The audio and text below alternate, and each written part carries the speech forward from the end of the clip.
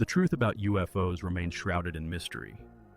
One high-ranking military official expressed his bewilderment. If the United States Air Force has discovered alien bodies, I have not been informed about it, but I would like to know.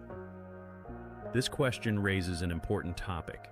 Is it possible that the military has hidden the truth about UFOs from the president? Such things happen all the time, and it raises numerous questions. What does the commander-in-chief actually know about aliens? In the face of a growing threat emanating from space, the United States has faced the necessity of defending itself against UFOs. After World War II, every leader of the country dealt with issues related to the national security threat posed by extraterrestrial intelligence. In search of facts that could lift the veil of mystery, researchers turned to a dossier titled UFOs and the White House. In the early morning of the 25th of February 1942, just 2 months after the attack on Pearl Harbor, there was tranquility in the White House. President Franklin Delano Roosevelt was asleep, but 3,000 miles away from him on the West Coast, the enemy in the form of an unidentified flying object was already threatening the nation's security. A blip on the radar screen caused real chaos. The events of that day began with a radio message when the operator contacted the duty sergeant. "Attention! This is not a drill." The duty sergeant activated the alarm and pandemonium ensued. In the first minutes, people were in genuine shock, but soon professionals began to carry out their duties. Those responsible for the searchlights turned them on, and those in charge of the weapons prepared them for combat. Within a few minutes, the night sky over the Southern California coast was illuminated by flashes of light and beams from anti-aircraft searchlights. However, as the troops began to act, confusion arose, as no one knew exactly where the enemy was. This mystery remains unsolved to this day. Many veterans swear they saw an aircraft that night, but officers claim there was nothing in the sky. Even ordinary people without military experience confirmed that they saw an aircraft. It is indeed something very mysterious.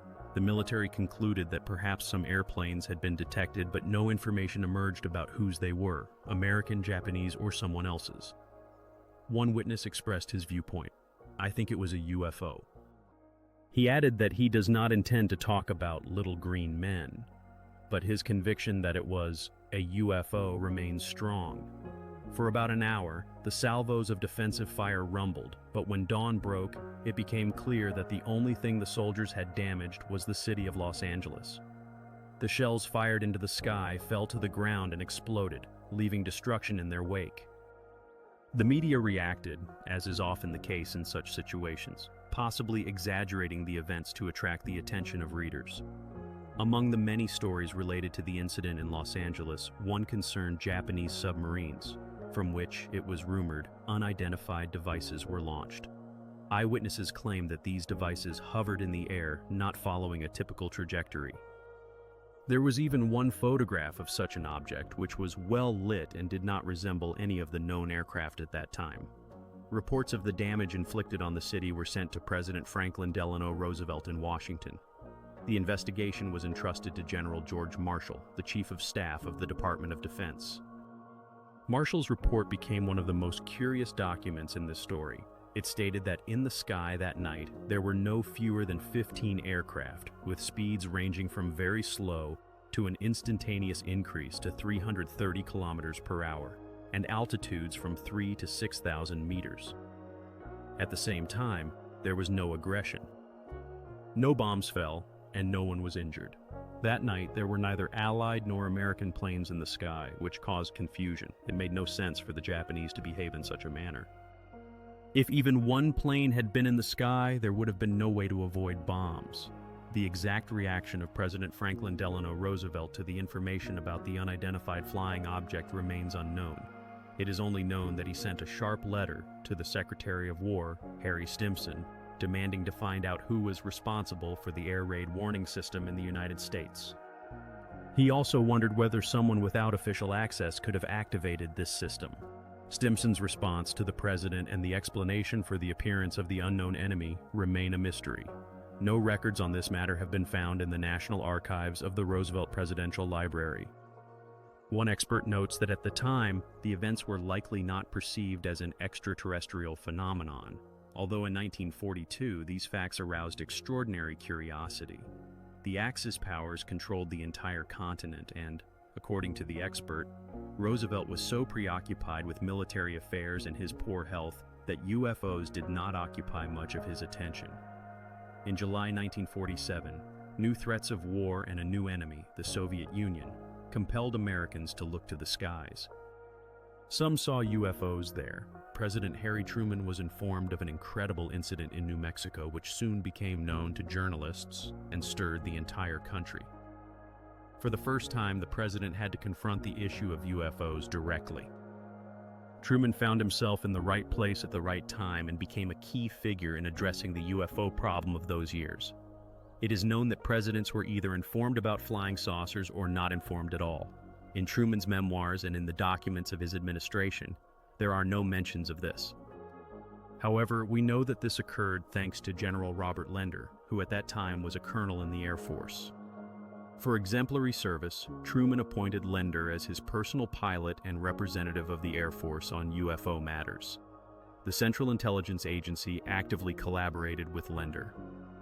According to him, every 3 months he personally reported to the president about unidentified objects, and this continued for as long as Truman held his office. According to an expert's estimates, there were no fewer than 18 such reports.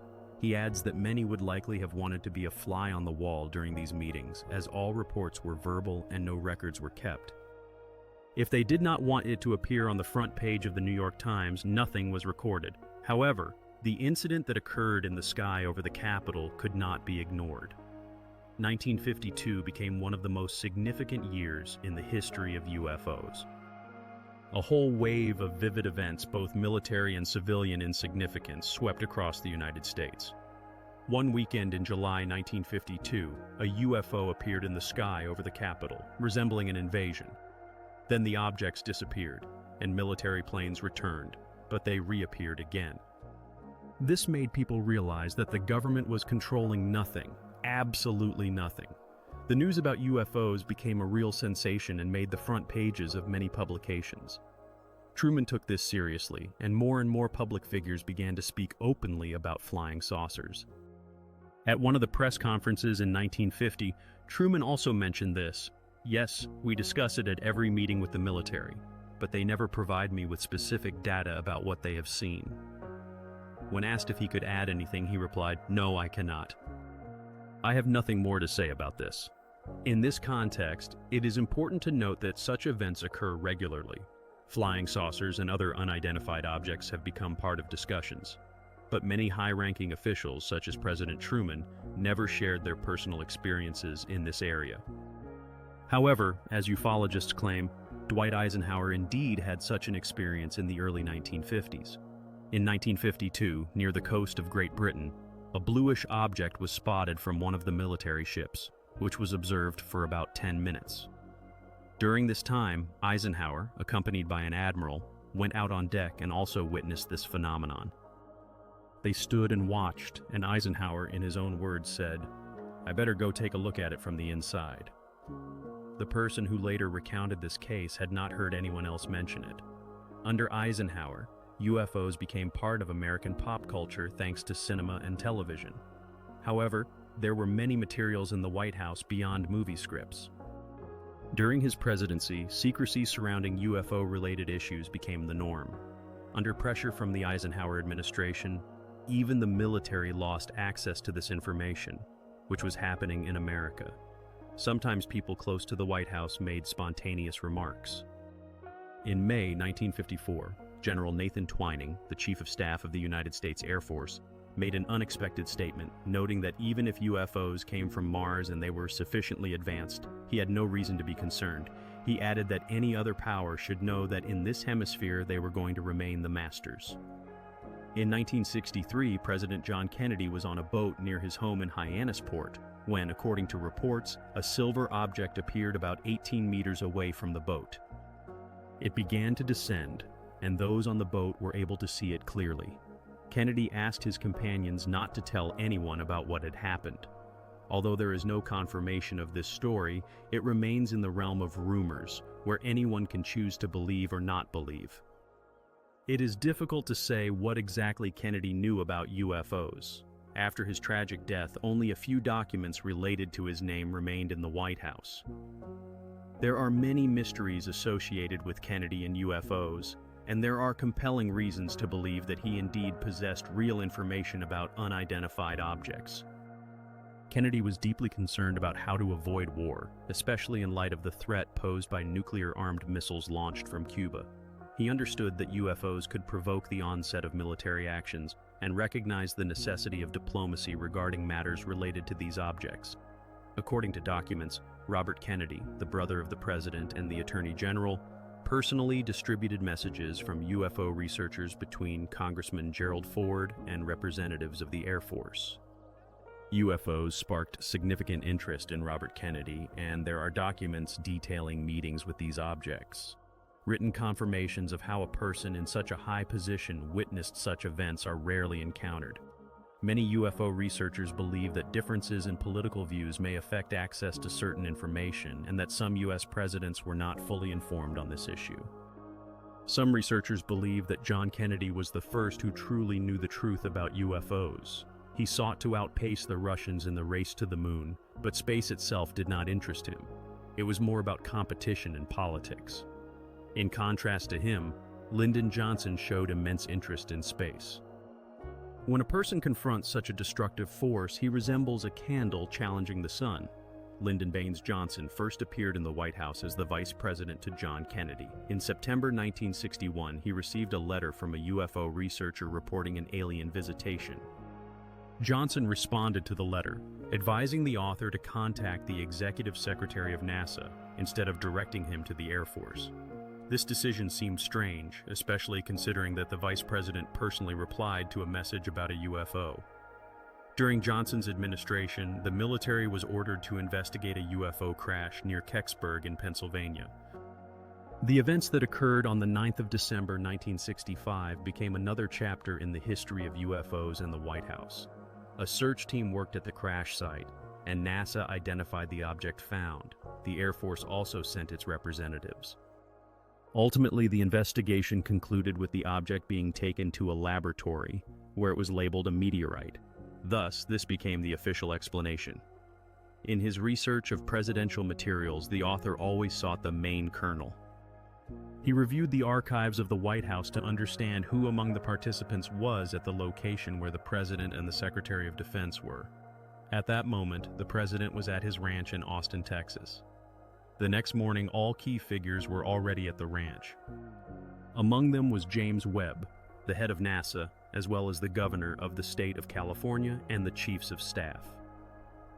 Photographs taken that day at the ranch have been preserved.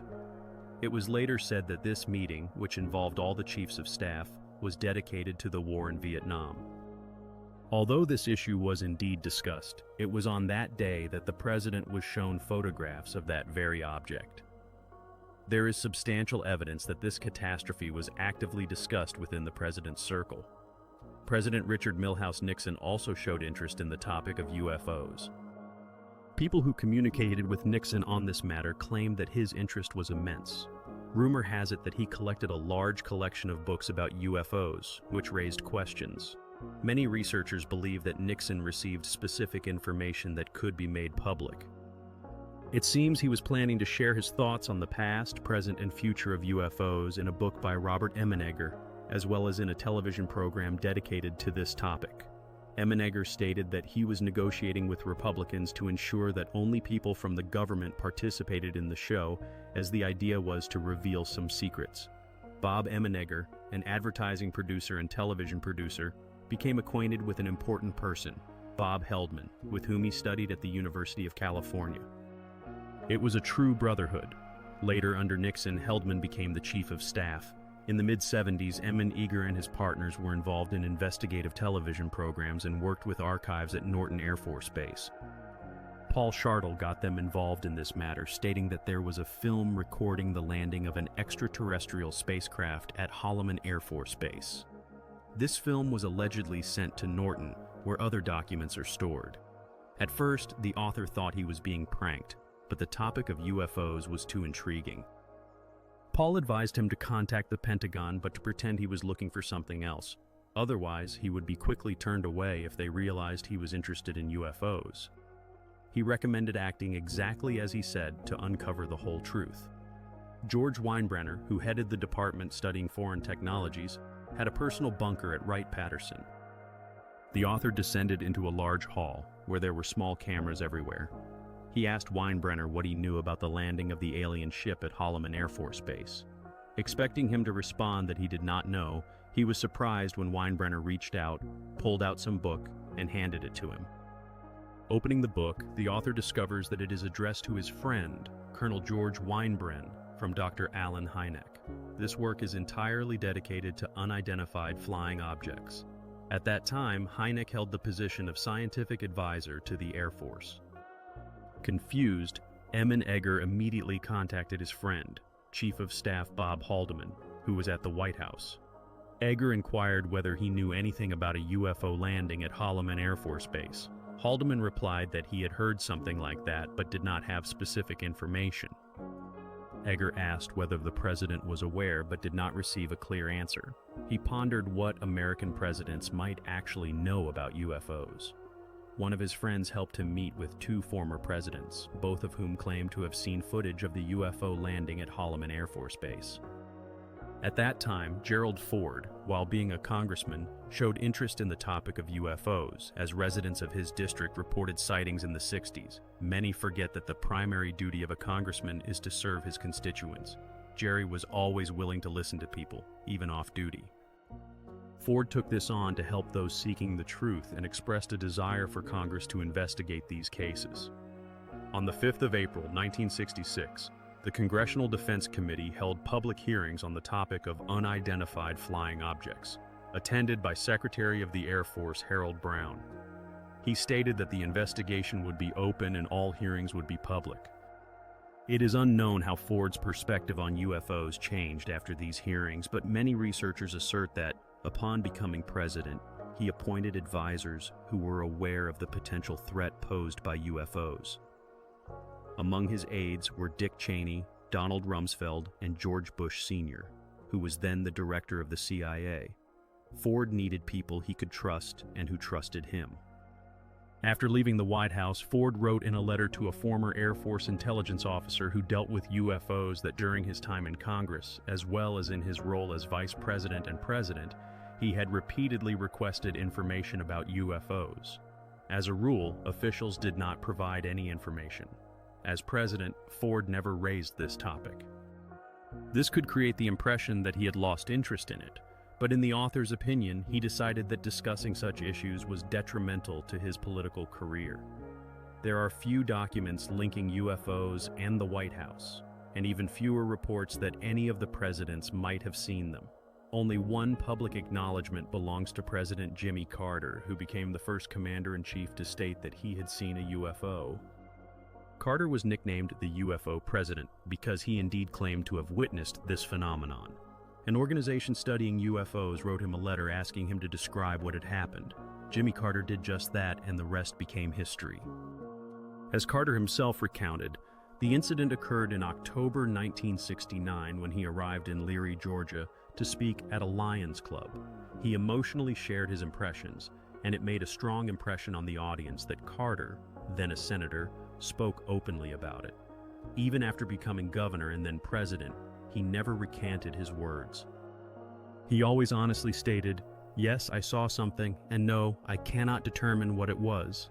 This underscored his sincerity. He did not mock those who claimed to have seen unidentified objects. Carter always said that he could understand people who had experienced similar events and never made fun of them, as he himself had undergone something similar. Carter's account paints a vivid picture of what happened that night. He never tried to determine what he had seen. A bright glow appeared in the sky to the west, which attracted the attention of many. One of the witnesses, Carter, described this object as having clear circular outlines, which seemed to glow from within. It was located about 1 kilometer from the Earth and moved both forward and backward before disappearing. When it comes to UFOs, many people look at you with skepticism, and this can stop witnesses from sharing their observations. Carter, however, never wavered in his description. This indicates that he was one of the most honest people ever encountered. He sought to support UFO researchers, wanting to convey to them that the government knows much more than it lets on. During his campaign, Carter promised that once he entered the White House, he would disclose all available information about UFOs. He indeed took steps to make information about possible UFO sightings accessible to the general public and scientists. How did he manage to keep this promise? As soon as he became president, he received a letter reminding him, "You are now in a position to fulfill what you promised. Then do it." During his presidency, no fewer than 9,000 letters regarding UFOs were received at the White House. Although he did not respond to all these letters, many were curious about how he intended to fulfill his promise made in 1976. Some researchers suspected that there were other reasons why Carter could not keep his promises.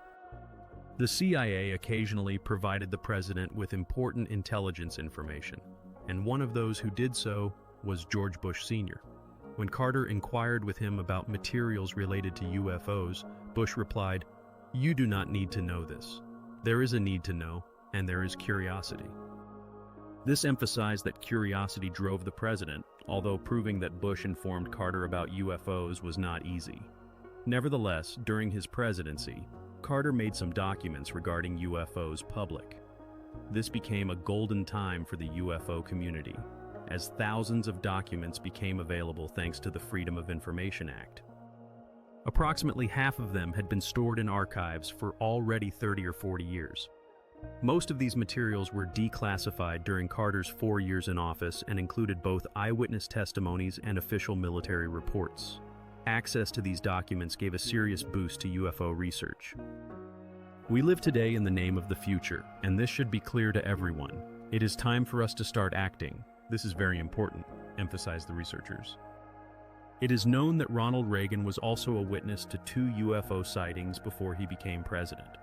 One of these incidents was described by actress Lucy Liu in her memoirs. She recalled how Reagan and his wife Nancy were late to a Hollywood party, and upon arriving were very excited, telling everyone about the strange object they had seen in the sky as it descended over the coast. Ronald Reagan showed interest in UFOs, which was also related to his personal experience. He himself had seen something unusual through the window of an airplane when he was the governor of California. This event left a vivid impression on him. Reagan reportedly witnessed a white light that zigzagged next to his plane. He ordered the pilot to follow this object, trusting the experienced pilot who had logged 30,000 hours, an incredible amount for any pilot. Both he and the other crew members saw this mysterious object pursuing it for several minutes before it suddenly vanished from sight. Perhaps it was this event that led Reagan to frequently raise the topics of UFOs and extraterrestrial life during his presidency. In February 1988, while speaking at the annual conference of the Conservative Party, Reagan stated, "Our unwavering, deeply rooted, and all-encompassing skepticism with which we respond to UFOs has been declared the great wisdom of Washington." The preparation of his speeches was a complex process that involved at least 25 agencies of the State Department. Each contributed, and Reagan paid special attention to every word and fact mentioned in his speeches. He asked his speechwriters to prepare a speech about the potential danger of UFOs, believing that in the event of an alien invasion, humanity could unite, and our world would become one. He referred to this as his fantasy. One of the most intense discussions on this topic occurred between Reagan and his speechwriter, Rat Dawson, who attempted to exclude elements of fantasy from the presidential speech. This discussion preceded Reagan's address to the United Nations General Assembly in 1987. In a memo addressed to Reagan, Dawson noted, "Mr. Reagan, here is your speech, please take a look at it." Reagan reviewed the text and noticed that an important point about aliens had been removed. In his comments, he wrote by hand, "The speech text has too much anti-Soviet sentiment. I want this to be corrected. And, by the way, could you please return to the text, 'My fantasy that humanity could unite in the face of the appearance of beings from other planets.'" Not daring to ignore the president's instructions, Dawson rewrote the speech. In his address to the 42nd United Nations General Assembly on September 21, 1987, Reagan said, "The differences between us could vanish if we were faced with a threat coming from space. And I ask you, are there not aliens among us already? The reason people often see UFOs may be simple. They simply want to. Ufologists argue that George Herbert Bush is the key to modern understanding of UFOs. As president, Bush indeed played an important role in the development of ufology. His significance lay in the fact that many researchers always believed he was aware of what was happening. Serving as the director of the CIA under President Ford and then as vice president under Ronald Reagan, he received a vast number of reports including information about UFOs. Herbert Walker Bush, being the head of the CIA, was, according to many, directly involved in the study of UFOs. If this is the case, then he is unlikely to ever speak about it. There is an opinion that he indeed knows a lot about UFOs. People often wrote to the CIA about their sightings and sent requests based on the Freedom of Information Act, inquiring about materials related to UFOs. There were numerous such requests, but the CIA claims that it no longer deals with these matters. However, can it be believed that many Americans agree with this? We, as a nation, are known for our curiosity and thirst for knowledge. Nevertheless, there is something that indicates a connection between President Bush and UFOs. When the author wrote to the Bush Library, he was informed that there is only one document in their archive concerning UFOs.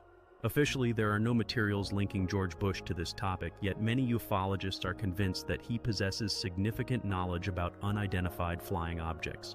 The answer to the question about UFOs may be hidden among the many government documents that have recently been declassified by various military agencies.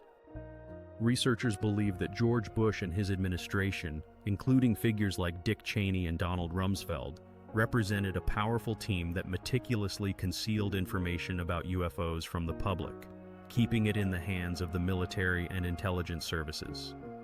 Many believe that George Bush was a man who, apparently, understood well what was happening in this, shall we say, secret world. This world extends beyond his presidency and never acts openly. He has resources from oil sales and numerous useful connections, allowing him to be aware of events before others. In 1947, in Roswell, New Mexico, according to some researchers, no alien spacecraft crash occurred. In the presidential archives of William Jefferson Clinton, there is an extensive collection of materials related to UFOs, from Roswell to the present day. Under Clinton, UFOs, open to the world, became more accessible and discussed. The Clintons claimed that their library in Little Rock had many windows, symbolizing the openness of his administration. This became a goldmine for researchers. Compared to other presidents, Clinton did more to make classified materials available to the public while simultaneously seeking to reduce the level of secrecy in the government. He became the second president to raise the topic of UFOs at the state level and was not afraid to speak about it publicly. In one of his speeches, he touched upon the issue of public safety, noting that in the past, people believed they had a better chance of seeing a UFO than addressing safety concerns. This approach allowed him to put his opponents in an awkward position. Many researchers believe that the Clinton administration was inclined towards disclosing classified materials about UFOs. One of the most emotional remarks on this topic was made in President Clinton's speech on the 30th of November 1995. Writing a presidential speech is a complex process that takes months, and every word in the text is carefully scrutinized. Clinton addressed an audience of 80,000 people in Northern Ireland, where he read a letter from a boy named Ryan. He said, "Ryan, even if you are not here today, I will answer your question. If the U.S. Air Force did discover alien bodies, I have not been informed about it, but I would like to know." This statement hinted at the American press, which speaks more than it knows, and also cast a shadow on the military. When researchers looked into the initial reports from the Air Force regarding the incident in Roswell, declassified in 1994, they found no mentions of aliens there. The question of trust in people and the disclosure of information about UFOs remained relevant. Half of those present at the meeting were convinced that UFOs are real and were asking whether the president would reveal what is really happening. Some ufologists believe that George Walker Bush, the 43rd President of the United States, utilized the powerful team of his father to maintain the secrecy of the materials regarding UFOs. These two were significant figures at the time, continuing to influence the situation. In discussions related to UFOs, special attention is given to Dick Cheney and Rumsfeld. These figures have always been regarded as ufologists with extensive connections, people who are almost always in the know about what is happening. However, it remains unclear how much the administration actually informed the president about issues concerning unidentified flying objects. Many believe that it was Vice President Dick Cheney who dealt with this problem. In April of 2001, UFO researcher Grant Cameron had reason to doubt Cheney's willingness to disclose information about UFOs. He was planning to ask him several uncomfortable questions. Have you seen a UFO? Who knows? What do you think about it? And finally, the most important question, have you been informed about UFOs? Perhaps someone once came to your office with papers for you to sign and informed you about what is happening. Or maybe it was not just once. If it could be proven that the president is kept informed about events, it would mean that UFOs not only exist but also deserve serious attention. These questions Grant Cameron intended to ask Dick Cheney during his appearance on a radio talk show in Washington, where he managed to get through to the studio. Cameron recalled George Bush's statement made in July of the previous year, which sparked discussions about the emergence of a UFO program under Cheney's leadership. In response to a question about what he knew as vice president regarding UFOs, Cheney stated, "If I were informed of something like that, it would probably be classified information." This statement shocked Cameron, as it confirmed that information about UFOs could indeed be classified and that Cheney had no intention of discussing it. This meant that the government continued to keep everything secret, and that it had something to hide. The topic of government secrets regarding UFOs and their potential threats to national security sparked heated debates. Every leader of the country either knows or can know what data is held by the government agencies dealing with UFOs. However, the question remains, why does the White House not provide any information about this? Cameron did not have an answer to this question. The declassification of materials about UFOs has become a real nightmare for any president of the United States. It is like being a little pregnant. One cannot be a little open. In such cases, there is always a feeling that there exists some structure where all information is gathered, and it is always interesting to know who is in charge of it all. Such a situation creates an excellent breeding ground for conspiracy theories. Cameron believes that presidents simply have to accept the rules of the game.